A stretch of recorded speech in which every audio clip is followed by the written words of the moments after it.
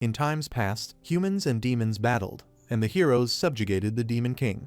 However, the world has become peaceful and entered an era where dungeon raids could be watched on a couch with popcorn.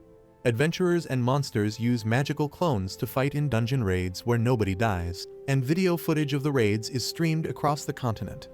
One day, while a hero party's raid is broadcasted from the 4th floor of the Demon Castle, the hero of the party, named Phoenix, takes out several monsters, while Alvar, another member of the party, battles the demons, but his skill lags.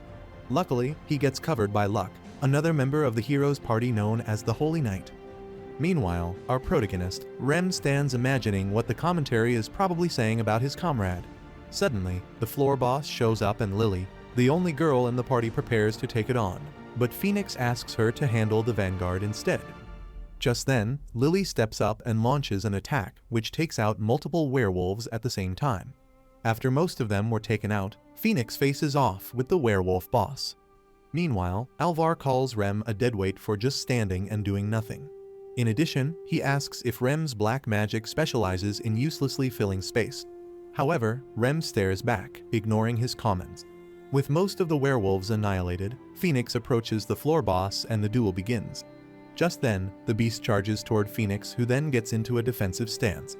Suddenly, the werewolf leader tries to land a hit, but Phoenix blocks this attack with his sword. After repeatedly blocking the werewolf's attack, Phoenix decides to make a roast out of the floor boss, surprising the boss as he gets engulfed by the flames. While the beast writhes in agony, Phoenix slashes through the unburned part of the werewolf, and his party members watch in amusement. Afterward, the party enters a safe room, signifying the end of their raid. Just then, the commentators notice Rem hanging around like an NPC and point out that he's as good as a flint in hell to the team despite being in a position naturally suited for support. Although Rem reduces every enemy's magic, physical offensive power, mental faculty, and even their vision, it is never mentioned in the live stream. So, Rem wonders what it's like on the 5th floor, since the Demon Castle is legendary among all the other dungeons, and not a single party that confronted the Demon King in the deepest part of the Demon King Castle has lived to tell the tale. Phoenix's party ranks 4th among the tens of thousands of formal parties that exist, so after the raid, Rem's comrades decide to treat themselves to some drinks.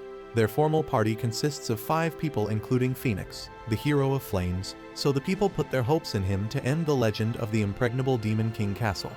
Also, Phoenix is Rem's childhood friend, so he asks Rem if they should head back. At that moment, Rem wonders why a hero like Phoenix got stuck with a cyberbullying punching bag like himself. Afterward, at some bar in the city, Rem is stunned when Alvar suddenly points out that he's deadweight. Since they had no objections, Luck and Lily pretend they didn't hear him say that. Since Rem couldn't find an appropriate response, he focused on nothing in particular. Alvar then slams his cup on the table and asks the others if he's wrong. Just then, Phoenix calls Alvar to order, but he retorts, telling Phoenix not to stick up for the joke he calls a best friend. Just then, Alvar states that every member of their party joined the party by proving they could swing if things went south. Unlike Rem, who is just a waste of space and made it on the team simply because he's Phoenix's childhood friend. After making Rem realize no one in their right senses would include some boring black mage in their party, Rem laughs to ease the awkwardness. This provokes Alvar as he slams his cup on the table and says it's not funny. He then tells Rem to stop leeching off Phoenix. At this point, Phoenix calls out Alvar and tells him to apologize to Rem for disrespecting him. He then points out that Rem is not as powerless as he claims, but Alvar disagrees, so he asks the rest of the party for their opinions while stating that they're not obligated to babysit a grown man like Rem. Still dumbstruck by the verbal violations he just experienced, Rem stares at Luck, hoping he'll remain mute as usual. However, Luck says he doesn't mind whether Rem's with the party or not. After this, Luck adds that they would have an easier time if they could get someone who's active. Lily then scolds Alvar for his vulgar way of speaking. In his defense, Alvar says he wasn't raised right and asks Lily what she thinks about Rem. In response, Lily says she doesn't believe Phoenix used his personal feelings to justify adding a member who lacks physical strength. She then adds that although the effects of black magic are not apparent, the party's style is progressing through the raids quickly with high attack power. Because of this, Lily says she'd prefer more direct firepower. Phoenix then tries to intervene, but Alvar interrupts and wraps his arm around Rem, saying that he doesn't hate him. At this point, Alvar asks Rem to try casting his black magic on him, so they'll all see it works. He then offers to apologize to Rem's heart's content if his magic actually serves a use. Meanwhile, Rem flashes back to his early days in training when his master decides to make him an apprentice and ditch his skinny rump if he whines once. He had told Phoenix about it and asked him to keep his master's identity a secret. While Rem reminisces about the good old days, Phoenix slams his fist into the table and says he won't forgive Alvar if he goes any further. At that point, Rem announces that he'll quit, surprising Phoenix. Meanwhile, Alvar gets excited about this and throws his arms around Rem again. He then commends Rem for reading between the lines. After this, Alvar goes on to say it's clear that Rem is just a coward, and having him in their party is the purest form of comedy ever made. Alvar then announces to everyone in the bar that Rem's quitting and asks for suggestions on a suitable replacement. Having been through the humiliation too many times, Rem chalks his life problem down to being a black mage since weak adventurers can't raid dungeons and unattractive adventurers get 0 likes on the gram. Such adventurers get dragged constantly on X and get no mercy from fellow adventurers and comrades either. Just then, Rem thinks about his childhood dreams and bows in disappointment when he figures his Hollywood dreams are now pipe dreams, so he decides to leave since he can't make a difference with the other people and the duty he's been given. However, on his way out, Phoenix goes after him, trying to convince him to stay, but Rem's mind is made up, so he decides he has no choice but to change himself. While the other party members watch, Rem vows to surpass his ex-comrades by joining a different party. Surprised by this, Phoenix reminds him that no single party would want him, but from that point, Rem decides they're no longer friends but rivals. Shortly after the train wreck at the bar, Rem sighs and wonders why everyone seems to have the same complaint about him. When he figures he'll have to cope with whatever life throws his way, he thinks he might have been able to stay if his ex-comrades knew his true strength. However, revealing this will definitely expose his master's identity. Furthermore, Rem recalls that Phoenix has always kept the promise he made to him when they were young, but whenever he covers for Rem, he feels like the party members' trust in Phoenix wavers. After this, reality hits Rem, and he realizes he was bluffing when he spoke of joining a different party, since only heroes make parties. He was just a +1 on Phoenix's party for some reason, but no one would recruit someone like him who got kicked out of Phoenix's party. While he gets drowned in the mess surrounding his life at that moment, Rem's attention gets drawn to an angry voice. When he looks, he spots a young girl apologizing to someone who calls her a spoiled brat. While he watches, the angry customer insinuates that no one would buy what she sells, and the stallkeeper tells her they have to apologize.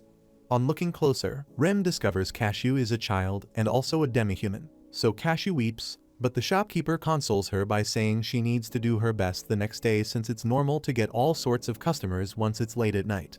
Just then, Rem calls their attention to ask if they are still open and also says he's feeling hungry. Hearing this, Cashew wipes her tears and welcomes him, delighted to finally get a customer. So, Rem commends Cashew for helping out at the store and asks her to recommend one of her fruits to him. Since she isn't sure what his reaction would be, she merely stares at the fruit. Rem then offers to take one, while she thanks him. However, when Rem makes his pick, Cashew says it might be a little misshapen, but it has a clean color and must be delicious. After this, she explains that no one wants to buy her fruits despite her efforts to convince them that it's delicious. Since Rem stares at the fruit like there's a grenade hidden in it, Cashew pitifully says he can return it if he doesn't want it either. However, Rem senses a form of kinship with the fruit no one wants and takes a bite. After this, he suddenly lights up and says it's delicious. Surprised, Cashew asks if he's telling the truth and Rem confirms it. He then commends her for being able to look not only on the outside, but on the inside as well. So, Rem asks if he can come again since he'd like to get all sorts of recommendations from her. Dumbfounded by this, Cashew tears up from the excitement and thanks him. After Blitz congratulates Cashew on getting her first customer, he thanks Rem for his patronage, but Rem apologizes for bothering them at night. Cashew then hides behind Blitz, and he says she's just feeling embarrassed, so Rem bids them farewell and takes his leave. As he leaves, Cashew calls out to him and introduces herself. In response, Rem introduces himself, and she says she'll be awaiting his return regardless of how long it takes. Hearing this, Rem waves and realizes even someone like himself wants to be needed by somebody. After flashing back to Alvar's repulsive face, Rem gets inspired by Cashew's efforts and decides to do his best. However, he soon figures it's going to be a long and bumpy ride since his master had once told him nobody would recognize his value if he failed to reach the summit. So he stares at the sky and wonders if someone who needs him truly exists somewhere. Meanwhile, somewhere in the Demon Lord's castle, some hot chick sits fixated on a tablet and zooms to get a better view of the black mage named Rem. Sometime later, Rem thinks of how long it has been since he's been a job hunter. He then recalls the responses he got when he pitched himself to some potential team members. However, they keep reminding him why no one wants a deadbeat loser on their team. After getting multiple rejections, Rem crumbles to the floor, feeling defeated. So, he recalls his vow to surpass his ex-comrades as rivals and feels miserable. The thought of returning home then crosses his mind, but he figures that's impossible since he burned many bridges to become an adventurer. Feeling desperate, Rem decided to use the matching services provided by the Adventurers Association despite its hurting service fee. However, to his dismay, there are no job matches for him, so he freezes from shock. However, he decided to get something to eat first. Shortly after this, Rem arrives at Cashew's shop and Blitz asks if it's hard being a black mage. In response, Rem says there are no recruitments going on for black mages in the city. So Blitz asks if black magic is all he can use and Rem says he can do other things. But the Adventurers Association only permits jobs people have aptitudes for. Just then, Cashew chips in that black mages are super cool too. So Rem thanks her and expresses his happiness hearing her say that. Rem has become a regular at the store, so he figures Cashew is just 8 and trying to help out with her family's finances. Being her first customer, Rem visits the store often because Cashew inspires him. Blitz then reveals he always wanted to be a tailor, but he was no match for those with a job, no matter how much he practiced. In their country, people find out what job they're suited for in a temple where it descends on them like a prophecy. And whether it's jobs relating to adventurers or ones rooted in living, the people have no choice. It is considered a gift from the gods, so Rem thinks it'd be a blessing if someone gets granted what they desire and a test for those who don't. In Rem's case, he has always dreamt of becoming the hero, but almost ends up in a loony bin when he becomes a dark mage. So, Rem points out that they can only press on with whatever they can do. After this, Blitz offers to make him Cashew's assistant if his pipe dreams don't eventually pan out. Just when Rem thanks him, they are interrupted by some noise nearby. Rem then sees a thief snatch a bag from some lady and pull out a knife to scare away wannabe heroes. Suddenly, the thief makes away with the bag and Rem senses the thief is headed in his direction, so he asks Blitz to stand in the thief's way. Surprised, Blitz asks if he's going to do something and Rem confirms that it'll only be supportive, but he will not be harmed. Suddenly, Blitz gets in the way of the absconding thief and asks Rem to watch over Cashew. So Rem grabs Cashew and tells her to hide. After this, Rem concentrates and figures magic is permitted within the scope of daily living, but he'll get put under surveillance if he goes overboard. So while he tries to figure out what to do, the thief asks if Blitz has a death wish. However, Rem does his thing and captures his target with a spell. While the bystanders watch expecting Blitz to be gutted by the thief, the spell wakes effect and the thief wonders why his body suddenly gets heavy. In addition to this, he lost his vision and found it difficult to breathe. Just then, he realizes he's screwed, so Blitz makes up his face with multiple punches and disarms him before showing him the skies with an uppercut. Excited, Blitz rejoices for taking down a villain for once in his boring life. Meanwhile, Rem is relieved to see his idea go well, so he gives the credit to Blitz. Just then, Cashew gets out of her hiding place and peeks to see what's going on. Just then, Rem freaks her out by whispering in her ears. At the same time, Blitz returns the stolen bag to its rightful owner. Just when he thinks of rizzing up the lady, Cashew shows up screaming about how cool he is. Hearing this, the lady figures her hero with an apron instead of a cape is just a shopkeeper, so she offers to buy some stuff from him, as a way of thanking him. Just then, the bystanders offer to buy too while commending him for saving the day. Meanwhile, Rem gets relieved knowing that what just happened will make the people want to give something in return. So he gives Rem a thumbs up, and he reciprocates the gesture. While Rem watches, some guys pick up the thief and assist him in his walk of shame. Meanwhile, Rem thinks he couldn't have easily pulled that off in front of a man armed with a knife. So he looks around and figures it's good that he could contribute to Blitz's store a little. Later, in the city, Rem stares at his hands and realizes he's still got it. Despite his involuntary retirement, he has kept up his training since that's the promise he originally made to his master. Even after his job was identified, Rem couldn't give up his ambition of becoming a hero. so he desperately tried his best before his master. Rem then flashes back to his training days in hell, when he'd been abandoned in the mountains with beasts, beaten to a pulp by his master, and told to climb back up after being pushed off cliffs. By constantly training with black magic cast on himself, Rem learned when his physical abilities deteriorate or when his vision gets deprived. He also made his body memorize fine adjustments, so as long as he doesn't get interrupted, he never fails at magic. However, Rem has been taking measures to prevent any pedestrians from knowing of his black magic use and to ensure no one knows he's the black mage formerly in World Rank 4. While Rem wallows in self-pity, some lady passes by him and says she's been watching him. Surprised, Rem turns to see who it is and Mira calls his name. At this point, Rem can't believe someone of the dramatic gender actually notices him. So Mira compliments his flawless control of magic and his ability to optimize and unleash several kinds of black magic in a few seconds. After this, Mira says she's a huge fan, shocking Rem, who wonders if it's a prank. He then thinks he could believe it if it was someone like Phoenix. While Rem buffers in silence, Mira says she never imagined she would get to witness Rem's magic, so she unintentionally slowed down as she was chasing him. Mira then grabs his hands and says she thinks Phoenix's party was foolish for expelling him. However, Rem ponders if he'd survive in such close proximity to a pretty lady. However, as soon as he takes his eyes off her chest, he spots her lips and can't get his voice box to work. In addition, Mira then says he's a kind man and he hasn't changed since they last met. Surprised, Rem asks if they've met before and thinks she doesn't look like an adventurer since there aren't any demihumans among them apart from elves. While he tries to figure out where they met, Mira introduces herself and offers to treat him to tea as an apology for her rudeness. Before Rem can refuse, Mira states that she knows it's an abrupt invitation, but she may never get to meet one of the world's rank 4 adventurers. So Mira says she'll prepare a location if he's fine with it. Confused about what to do, Rem stares blankly as your exam sheet does at your teacher. After this, he takes up the offer and wonders if there's any dude who could refuse such an offer. So while they walk together, other guys drool and Rem figures it's because Mira stands out in the crowd since she's a beaut, unlike a walking eyesore like himself.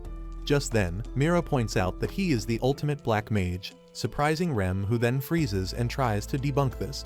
However, Mira tells him to quit being modest since he's the only black mage in one of the top 10 parties out of the 3 which exist among the top 100.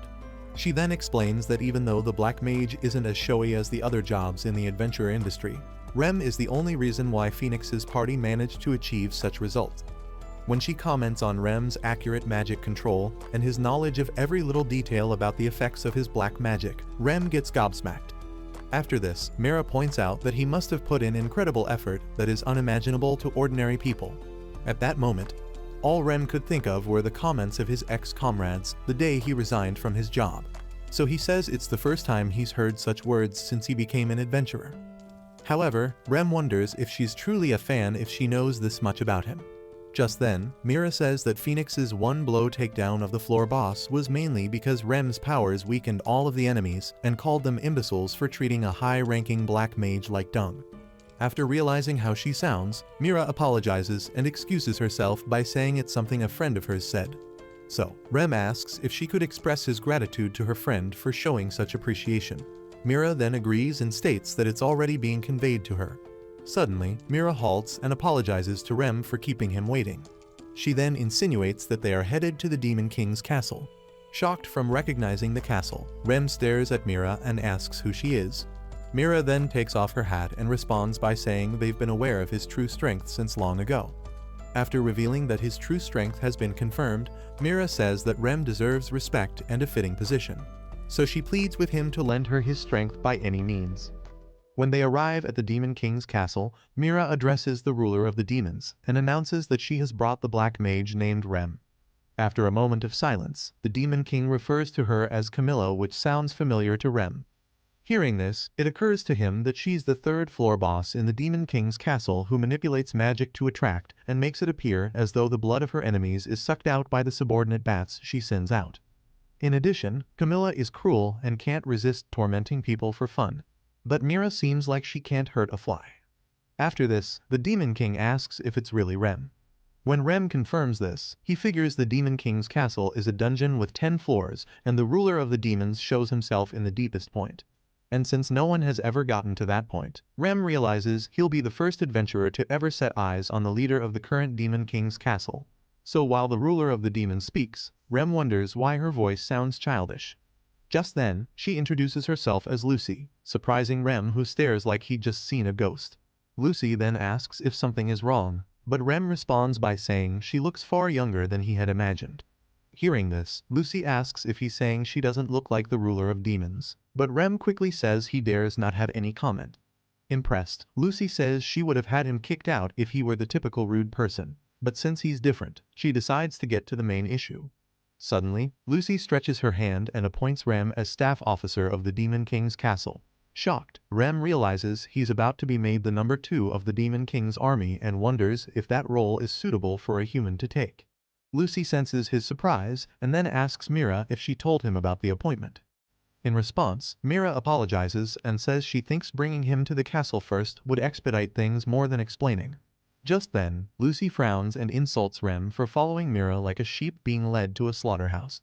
In addition, Lucy asks if he was thinking of getting a sloppy toppy from Mira just because she claims to be a fan.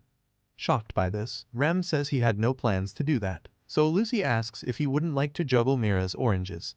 After asking if his cannon still has any shots in it, Lucy angrily slams her fist into the armrest and tries to hype Mira's bouncy bubbles. Mira interrupts her and feels awkward. Just then, Lucy gets a hold of herself and clears her throat. So she points out that their discussion had wandered off course, while Rem thinks she's solely responsible for that. So Lucy explains that it was Mira's wish to make him the staff officer, surprising Rem. After a moment of silence, Lucy says she wouldn't have noticed if she hadn't looked at him closely, so she asks Rem about the demon ruler who trained him. Surprised, Rem wonders what that means and recalls what his master looks like. So Lucy points out that there is no way he could achieve his current state on his own since he's on par with a black mage who has strictly devoted himself for hundreds of years, or even more. She then adds that even though he hides it well, his abilities exceed those of human beings. So she tells Rem to answer her question, but he can't get his words out. So Lucy says she understands his silence and explains that black magics were originally degraded incantations called black arts. But a long time ago, the ruler of the demons at the time forced mankind to the depths of terror, and for the longest time, he differed from the hero, the ally of the people, and was placed under a different degree of caution by the country. Just then, Lucy asks if Rem could tell that things would be problematic if he gets discovered. She then points out that he's an admirable pupil who is thoughtful of his master. After this, she then asks if Rem's master has the same horns as her. Since Rem can't answer any questions about his master, Lucy explains that she has taken over the Demon King's castle as the current ruler of demons. She then asks about his opinion on a grandfather who left his granddaughter alone, just to retire. Surprised, Rem puts his mind to work and soon figures Lucy is his granddaughter. Meanwhile, Lucy wonders why her grandfather doesn't realize the merits of being the ruler of demons and abandon the throne. Lucy then tells Mira she's right since Rem is the real deal. In response, Mira says she never expected him to be that great after all, so Lucy announces that she was planning to test him, but she realizes there's no need for that. So he tells Rem to help her Demon King castle prosper greatly. However, Rem asks her to hold on a moment while he processes what's going on since a former adventurer like himself would now be joining the side that fights against the hero. Just then, Mira says he won't be forced, but announces she'd be most delighted to work together with him. Lucy then asks Rem why he chose to become an adventurer despite knowing that he's a black mage. In response, Rem says it's because he wanted to become a hero and apologizes for saying that in the demon's castle of all places. However, Lucy says she doesn't mind while Mira points out that it must be a story many human children have. Lucy then further asks why he wants to be a hero and Rem figures it's obviously because it's cool. To help his response, Mira asks if he wants to look heroic, defeating monsters on the other side of the screen. Just then Rem says he would and flashes back to his childhood days when he dreamed of showing off flashy swordsmanship and firing off flames or ice. He had dreams of living like a celebrity after intense battles in the dungeons, an idealized future that benefits him and is only filled with good things. So Mira asks Rem what he thinks a hero is. Since he looks dumbfounded, she explains that even though he is the ultimate black mage, that's not the only thing she respects about him. She then makes reference to how he captured the thief at the store and points out that he helps people without asking for anything in return. Mira then further explains that taking action for the sake of righteousness over honor is what should make one called a hero, since a job only indicates his aptitude and doesn't define everything about the person. Just then, Lucy asks if Rem still wants to become a hero, and if it's only possible as an adventurer. To drive her point home, Lucy explains that those who raid the dungeons are adventurers, and those who fight back are monsters. Although there are some elves, the adventurers are primarily human, since the monsters were originally a role shouldered by demi-humans. Since Rem never considered becoming a monster, he asks if anything will change if he becomes a monster. In response, Mira explains that, unlike adventurers, monsters constantly hide their true forms. She then states she doesn't know of Rem's circumstances, but can tell that he has no intention to reveal his powers. She then suggests that if he were to mask his true form by being a monster, he could manifest his powers to his heart's content, and no one in the Demon King castle would feel troubled by his true strength. Disturbed by the idea, Rem asks if he'll become a monster in the Demon King's army. However, Mira explains that since the effects of black magic are not fully understood by spectators, it will be different from powers that are visible. In addition, Mira says every monster that has fought him knows he's the reason for their defeat. She then moves closer to him and proposes that he'd become a promising existence more powerful than anyone in the world if he becomes their ally. After trying to convince Rem that the monsters don't want to be hunted down and could use a ray of hope, Rem says that he has never considered the monsters as being prey. Hearing this, Mira says she felt compelled to reach out to him because he's truly kind and powerful. So Mira pleads with him to become a hero for the demons. When Rem agrees to the proposition, Lucy appoints him as staff officer of the Demon King's castle, so Rem finally gets off the job hunt and assumes his duty at the Demon King's castle in the position of staff officer, and as a black mage. Right then and there he decides to be a hero who leads the monsters, even if it means continuing on a path that would force him to confront his friends. Despite thinking about Phoenix, Rem has no hesitations. Suddenly, Rem gets startled when he spots the empty chairs and senses a dark presence on them. So Lucy snaps her fingers and some guys appear on the chairs. She then introduces them as the 4 heavenly kings in the Demon King's castle. On the seats were Augurs and Furcus. Lucy then goes on to say that Mira is also one of the heavenly 4. Meanwhile, Rem wonders if they've been sitting there all along. So Lucy explains that she figures he'd be nervous with too many people around. She also explains that one of the heavenly 4 didn't show up, but they'll be helping him out as a fellow comrade. While Rem still wonders if the Houdini act was black magic, Lucy points out that the job would be a walk in the park for him. Just then, Rem figures it's a rather advanced form of black magic playing out before him. So Lucy says they'll talk about his duties in due time and assigns Mira as his assistant. Rem then says it's not cool to make one of the 4 heavenly kings his assistant. Just then, Lucy schools him on the chain of command and reveals he's ranked higher than the 4 heavenly kings. While Rem stares at Augurs and Furcus, Lucy reveals she's sure he could become the world's best floor boss, and the world rank 4 would be no match for him. However, Rem was more worried about the negative opinions toward him. Just then, Augurs walks toward him and apologizes for the late introduction. After introducing himself and congratulating Rem on his new appointment, Augurs says he hopes they get along. While they talk, Mira joins them and says she didn't notice Augurs was present. Suddenly, Augurs gets defensive and says he didn't cast any black magic on her. In response, Mira reminds him that he is skeptical about Rem's strength. Just then, Augurs says unlike her, he has not had direct contact with Rem's black magic. After this, he explains why he suspects that Mira's reports of Rem's ability are biased. However, Augurs attests to having heard reports from others about Rem's strength, which is far greater than the typical black mage. After this, he reveals that Mira has always been infatuated with Rem ever since he raided the Demon King's castle. When Rem asks if that's right, Mira accuses Augurs of being creepy for having such personal info. So Lucy says she shared their girls' talk with Augurs, triggering the demon side of Mira, who then scowls at Lucy and scares her to bits. Augurs then says he'll stand by Lucy's approval of Rem and also scolds Mira for scowling at the ruler of the demons. Meanwhile, Rem wonders why the demons are being courteous to a human who was kicked out of his party and just showed up among them. So Rem says it's an ultimate reward if the ruler of the demons scowls at them. But the reverse must never happen. Hearing this, Rem figures they must be good people since they pay respects to a young leader. However, Mira calls him a lolicon and advises him not to get arrested since a scandal will be worrisome. In his defense, Augurs says he's a childish protector, and also adds that childish lives are the best. but he'll never touch them. Because of this, he asks Mira not to group him with low-lives who try to turn angels into outlets for their lust. In response, Mira accuses him of being a sucker for being stepped on and scolded. Facing Lucy, Mira asks her never to listen if he ever asks her to massage him in any weird areas. So Lucy says she would never answer such a criminal demand. Feeling embarrassed, Lucy makes a look that puts Alvar's gear stick in drive, so he tells her to stop looking at him like that.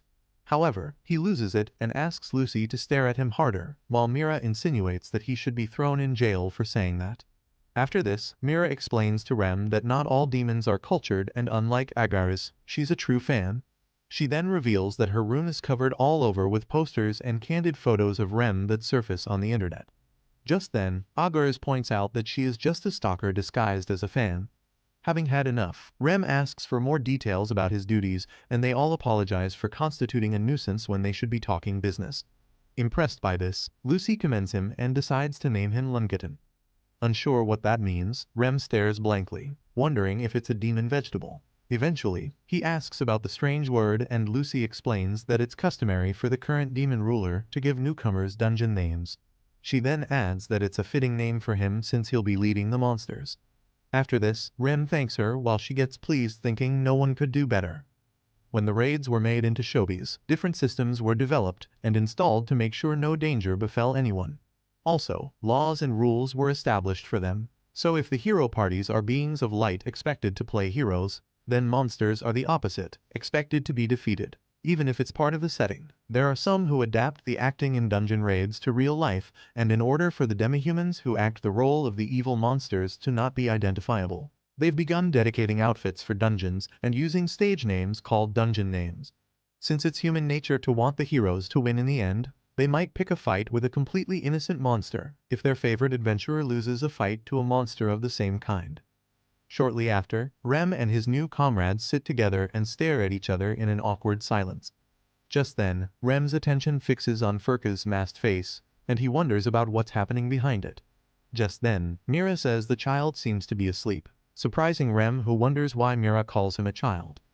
After this, Rem thinks the heavenly four mages are totally different from what he imagined since one is sleeping and the other is AWOL.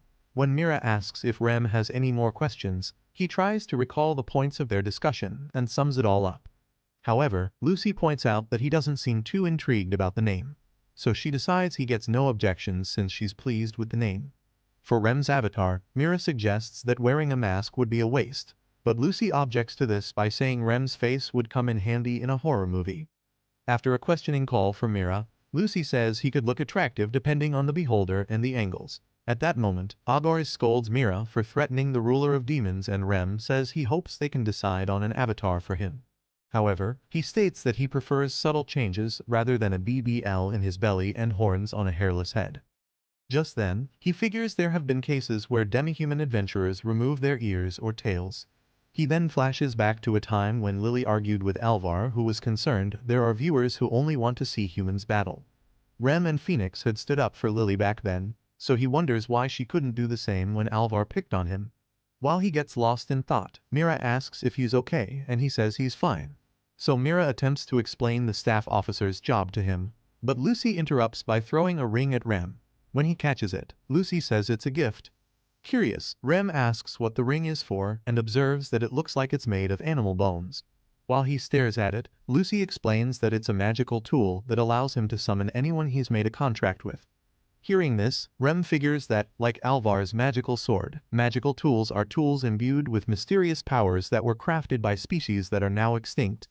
Meanwhile, Lucy explains how he can make a contract with anyone and also explains that it's a simplified summoning item. Rem then says that summoning is an incredible ability, but Lucy points out that it's limited to only 72 people, and with it, he can summon monsters to drive away the adventurers while he puts his black magic to good use. Just when Rem thinks he might become the slightest bit of hope for many species, Lucy announces that she'll be restricting his contract targets to her subordinates for the time being since he can only be able to manifest his true value by building rapport with others. After this, she says his first job is to get intimate with everyone. Meanwhile, Rem figures magical tools are basically valuable in their generation, so Lucy must have granted his such a precious thing because he's the apprentice of the ruler of demons' grandfather. When Lucy says she's counting on him, Rem responds by thanking her and saying he'll treasure it. After this, Lucy announces that she'll be throwing a welcome party soon. So she calls on Alvar, who then suggests that he handles the planning and gets to sit beside Lucy at the party. Unfortunately for him, Lucy refuses with a disgusted stare and says she doesn't feel safe around him.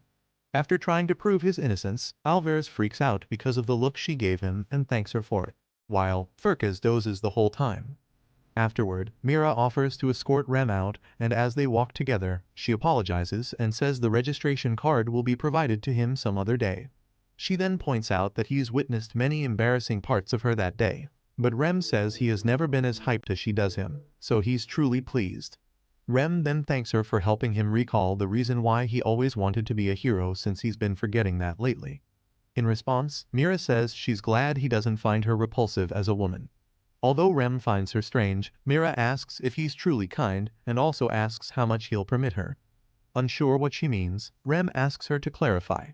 So Mira requests to be his first, surprising Rem, who then goes into a frenzy. So Mira apologizes for not being clear enough, explains that she's talking about the ring, and points out that it also records the order of contracts formed. Because of this, Mira says she'd like to be the very first monster on his order of contracts.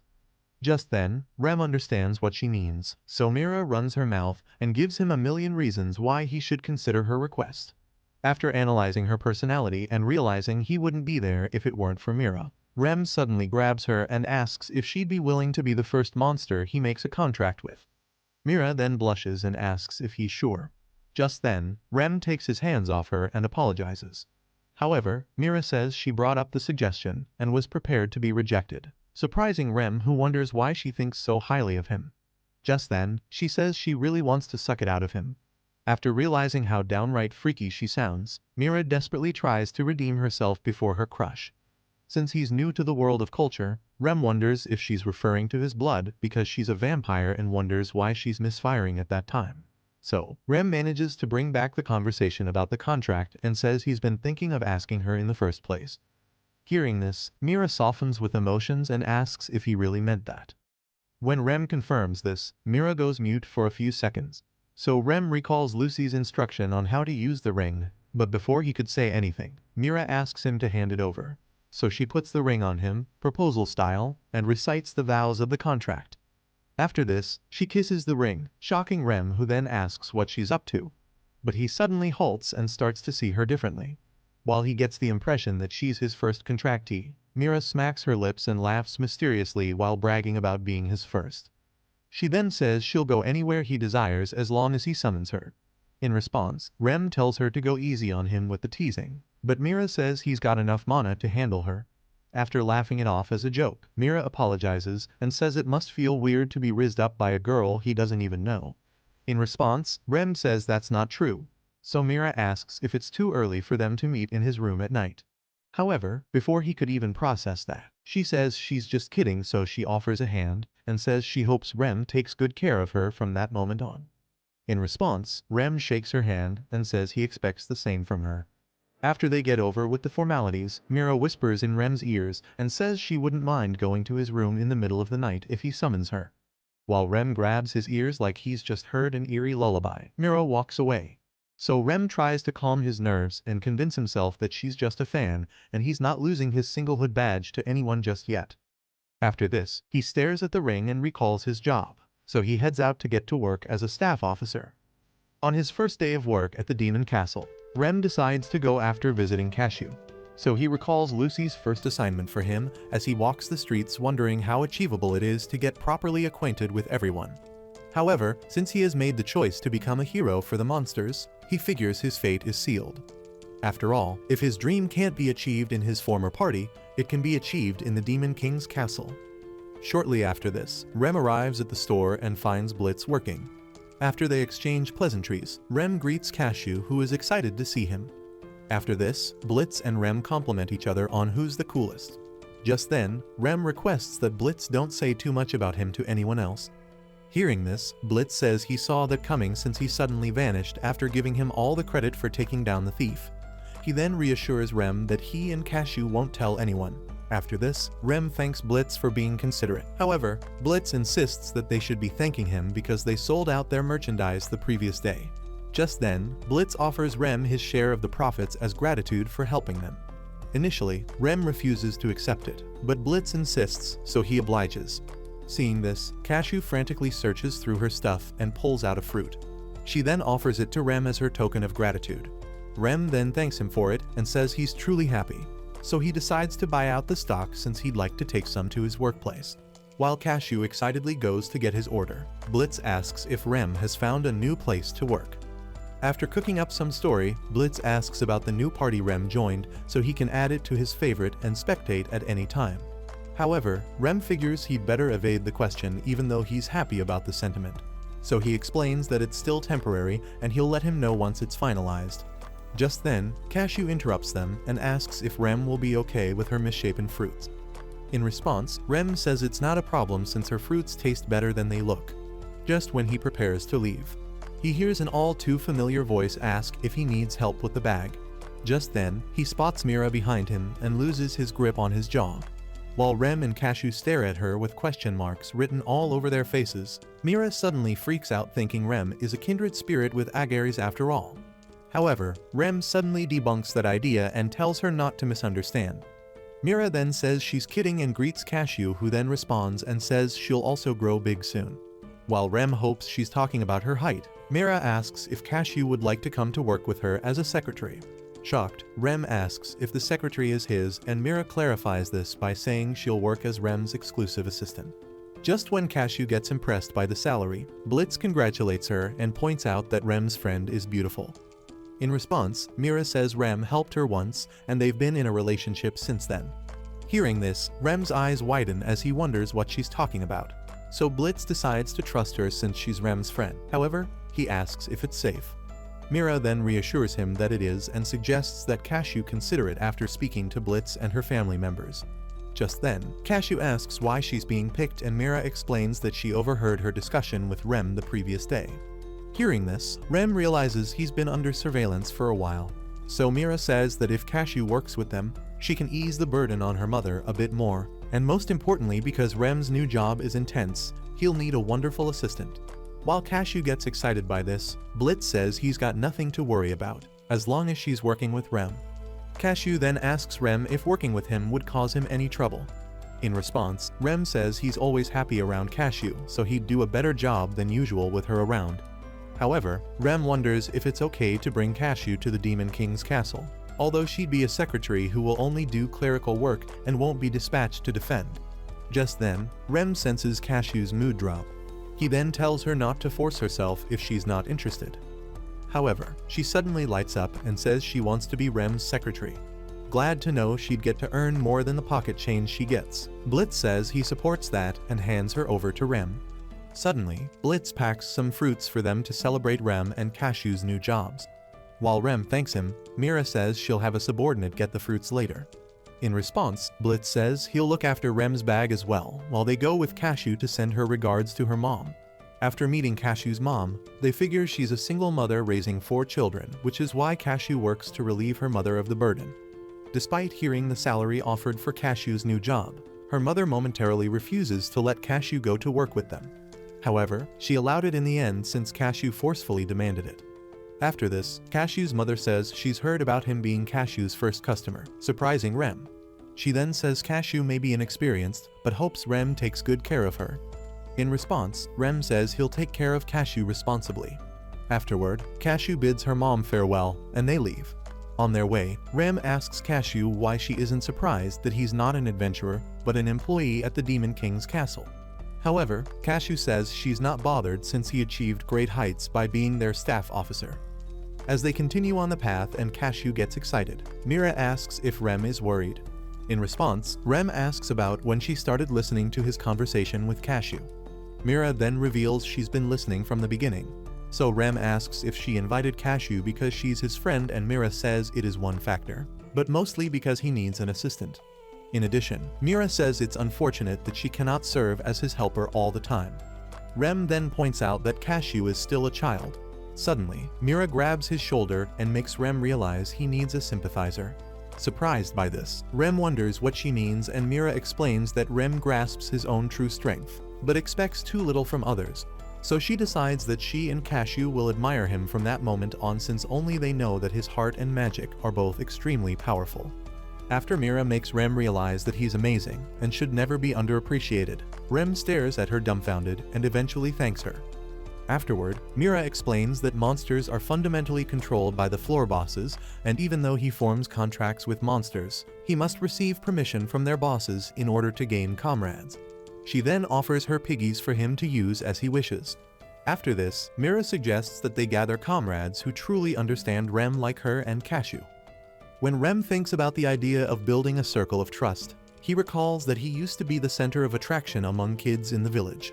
However, that changed when their jobs were established and everyone left him because they thought he didn't have a future and because he'd never become a hero. Back then, only Phoenix stayed and encouraged him by saying they could become the ultimate heroes. So Rem speaks to Phoenix in his mind and informs him that he has new comrades, and because he works in the Demon King's castle, their paths have diverged. He then decides to face Phoenix with all his might and gather ultimate comrades who trust one another. In the Demon King's castle, there is a reception desk in the front lobby for the challengers, and there are many facilities underground, starting with the dungeons, a public bath for the personnel, and also a cafeteria smithy. Among the whole facilities, Mira takes Rem to a playing field to gather comrades. As they walk along a corridor, she explains to Rem that he'll be meeting a band of werewolves since they plan to gather good-natured people. So she decides they could start with Marchosias, the floor boss. Just then she gives him a heads up that he can be overzealous. Just then, Rem recalls that Marchosias is the werewolf they fought the other day and wonders if he would accept a former adventurer like him. While he talks with Mira, Rem thinks she might have thought Marchosias wouldn't pose much resistance to him since werewolves use their human and half-werewolf forms for different purposes. Because of this, Rem decides to make a good first impression in order to seal the contract. Shortly after this, they arrive at a portal which Mira says is similar to the raid logging stone. She then announces that she'll be going ahead and instructs them to select the second playing field after her. Suddenly, Mira warps into the portal, amusing Cashew, who then exclaims. Just then, Rem and Cashew decide to go too, so Rem lets Cashew use the mechanism while he watches. When they arrive on the other side, Cashew exclaims in surprise at how big the playing field is. Just then they spot Mira as well as an army of werewolves doing drills around the playing field with their boss running the drills. The boss then encourages his subordinates by saying they'll be fine even in the face of speed-reducing black magic if they double their natural speed.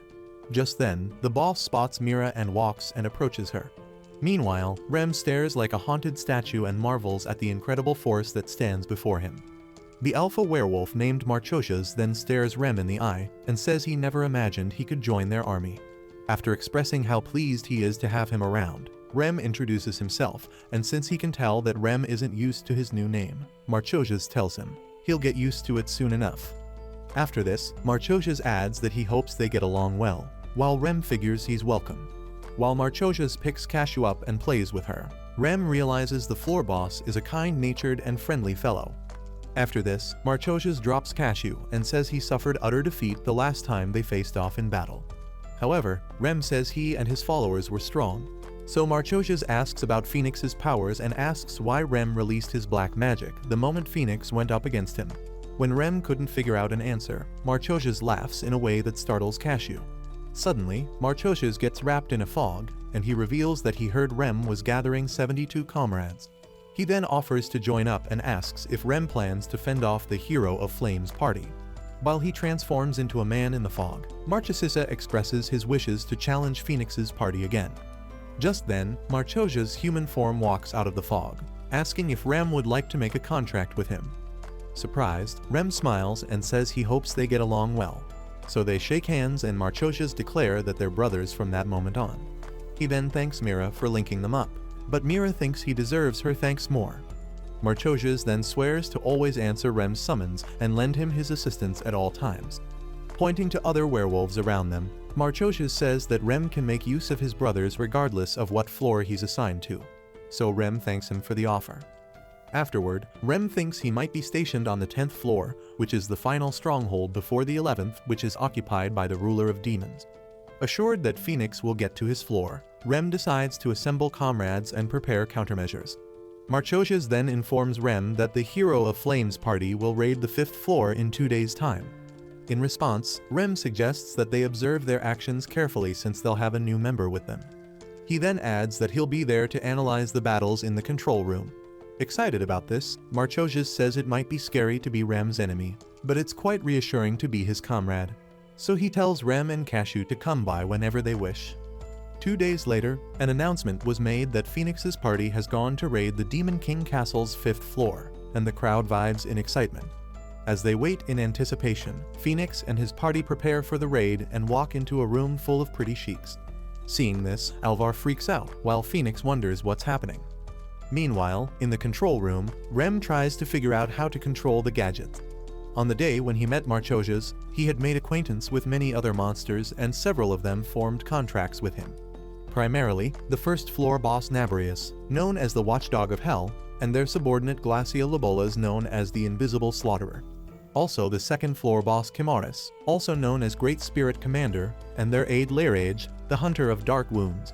Having established that they're all superior and reliable comrades, Rem prepares to find out how the new Phoenix party fights.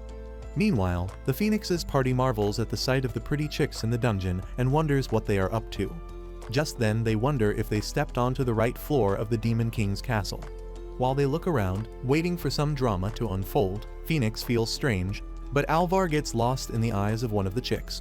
The lady then grabs Alvar and asks if she could touch his magical word. Like a love-struck idiot, Alvar obliges as the ladies lure him away, surprising Phoenix. Suddenly, Phoenix snaps out of it and looks closer at the ladies. Then it occurs to him that they were under the attack of the Succubi charm. So he orders his comrades to get a hold of themselves. Unfortunately, Luck was hoping what was going on was permitted on TV and Lily is asleep, while Alvar drops his magical sword and freely presents his magic wand to be milked dry by the evil angels. When Phoenix discovers that Succubi's ability is draining and stealing their mana, he figures, unlike his comrades, that only he can resist it because he's a hero. While the evil angels feast on Alvar, Bella calls Phoenix and asks him to let her handle the situation, since it's her chance to show her abilities as the newcomer. Before Phoenix can call her back, Bella pulls out her sword and sends the dungeon back to Iceage, preserving the pretty minions in ice pillars. Suddenly, Alvar and Lily are freed from their slumber. While Phoenix marvels at her ability, Bella reveals that she reduced the magical power put into each of them. She then asks Alvar if he's alright while Lily apologizes to everyone for being pathetic. Just then, Alvar says he feels like he had a hangover and Phoenix says it's a nightmare and he'll have to edit everything apart from Bella's performance. At this point, it occurs to Phoenix's party that they are up against a different set of monsters which are unpredictable and are at their full potential. Phoenix then points out that everyone apart from him could have been drained without a white mage.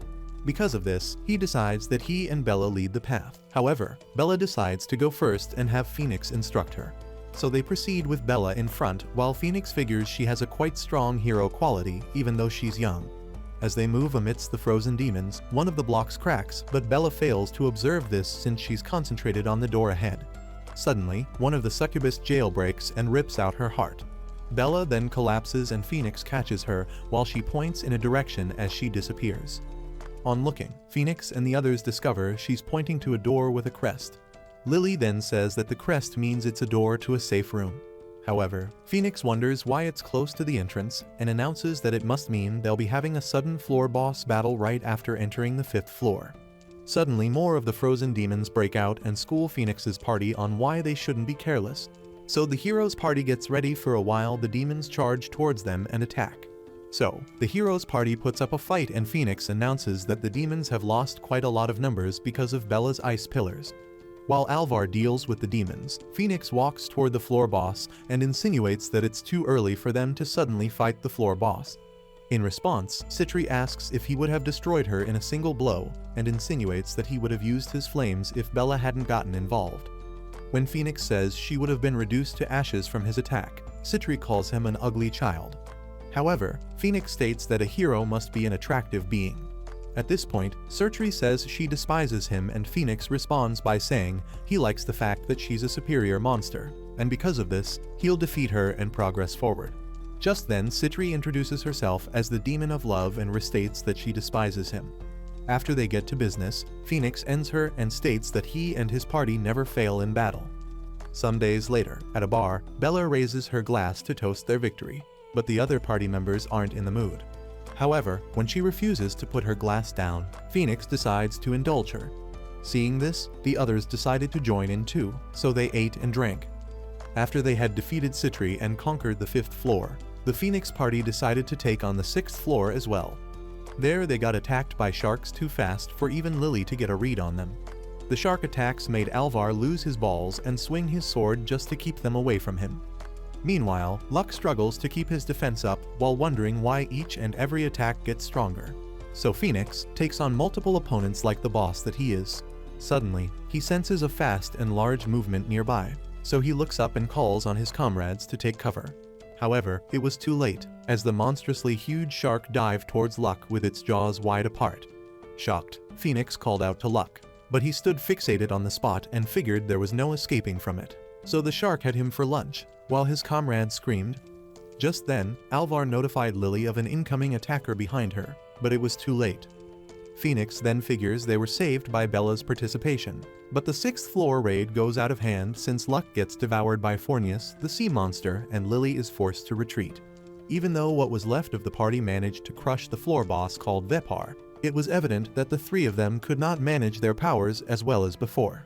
So while they drink at the bar, Alvar points out that their situation hasn't changed even though the weak link finally had the guts to quit. In response, Lily attempts to shut Alvar up, but he fires back and says she's too late if she still wants to side with Rem.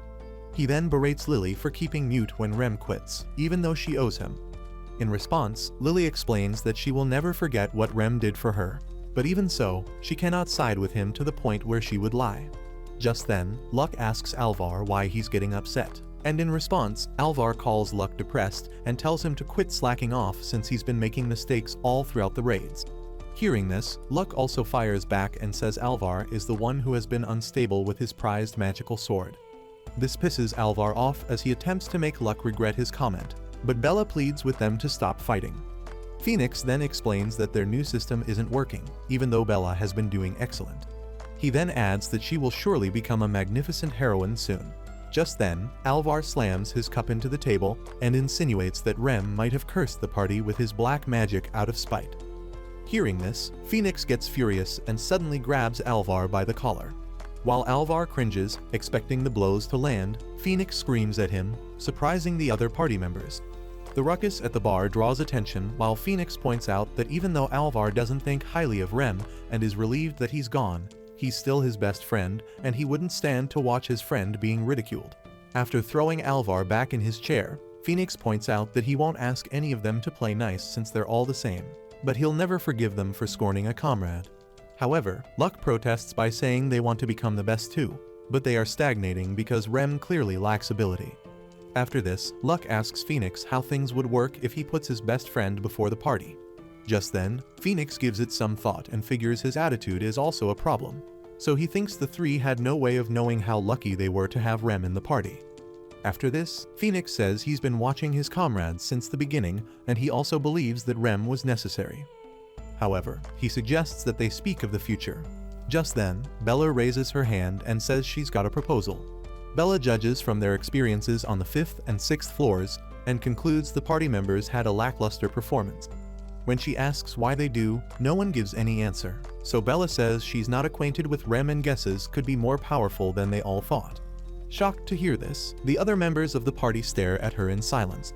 So, Bella continues by saying she analyzed past videos and noticed that Alvar and Lily's accuracy has been waning and even Luck has experienced a harder time defending.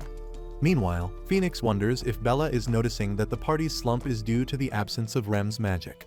After considering her discovery, Phoenix figures Bella doesn't conform to common practices among adventurers. Just then, Lily asks if they should keep in mind that they no longer have the support of Rem's superior magic and Bella explains that she understands that it's difficult to accept. At that point, Alvar admits that things only got worse right after Rem quit. Just then, Phoenix says Rem is no longer with them, but he recognizes every one of their abilities, so he decides that they formulate a strategy based on Bella's proposal.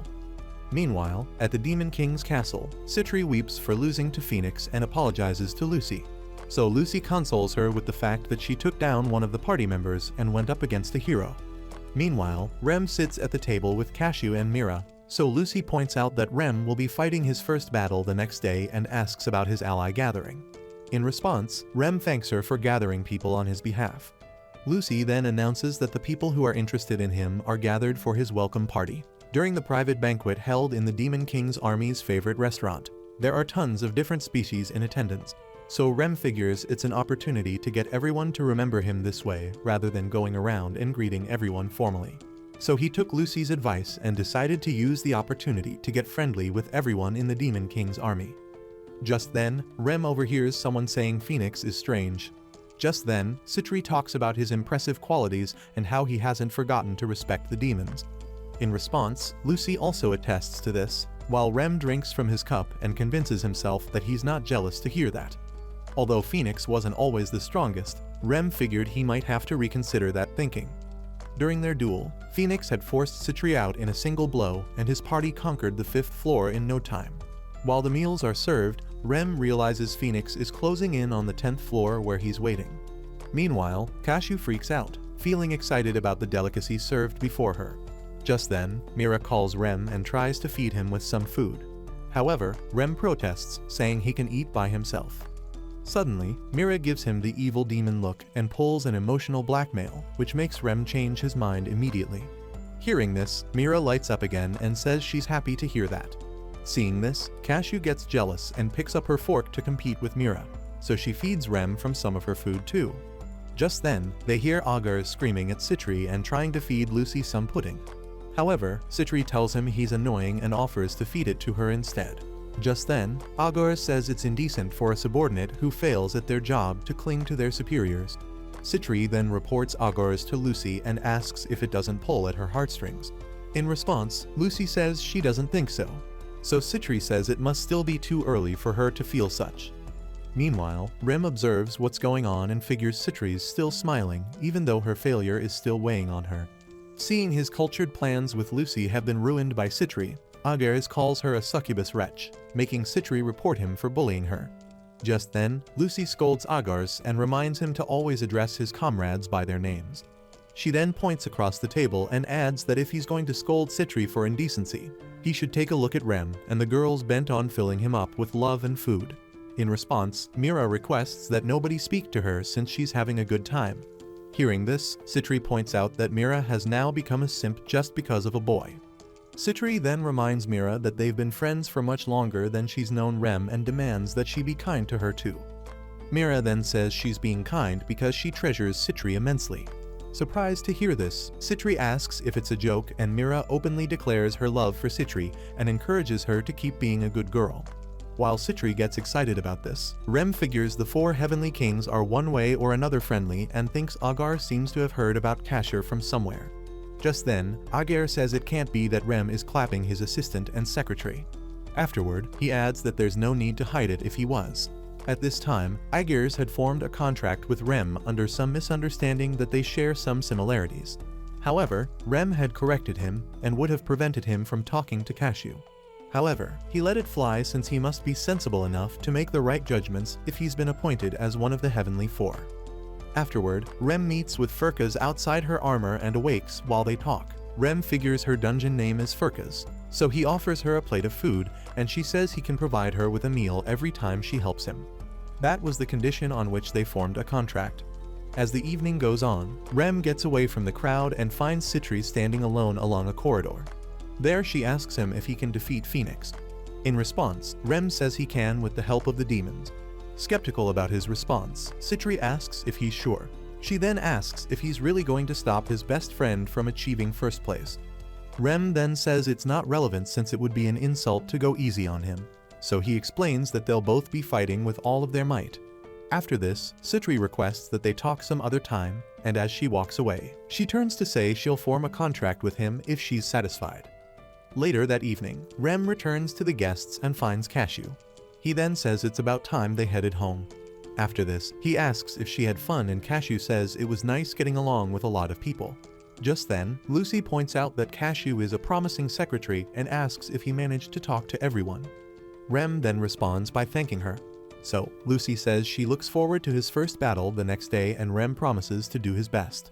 Shortly after, they leave the building and Rem carries Cashew on his back as they bade everyone goodnight. On their way home, Cashew says she'd like to become a monster in the future. When Rem asks if she's sure about that, she explains that she made the decision earlier in the day. So they walk along silently while Rem figures Cashew is currently 8 years old and he can't tell her it's too early to decide her future since she can only find out when she clocks 10. After this, Rem figures he's not in the position to advise her since he refused to stop aspiring to be a hero even after becoming a black mage, so he decides to support her for having a dream and pursuing it. Just then, Cashew says she's got a wish. When Rem asks her to share it, Cashew says when she grows up and has the ability to help Rem, she'd like to be the 72nd person on his list of contractees. Hearing this, Rem figures it's the exact opposite of Mira's request and smiles, saying it's wonderful. Just then, Cashew says she now has one more thing to look forward to in life, so she vows to do her best to form a contract with Rem. Just then, it occurs to Rem that the next day will really be his first battle. Who do you think would make it out in a one-on-one fight to death battle, Phoenix or Rem? To find out, comment "Demons are not so bad," leave a thumbs up if you enjoyed the video and subscribe to the channel for similar content. Thanks for watching.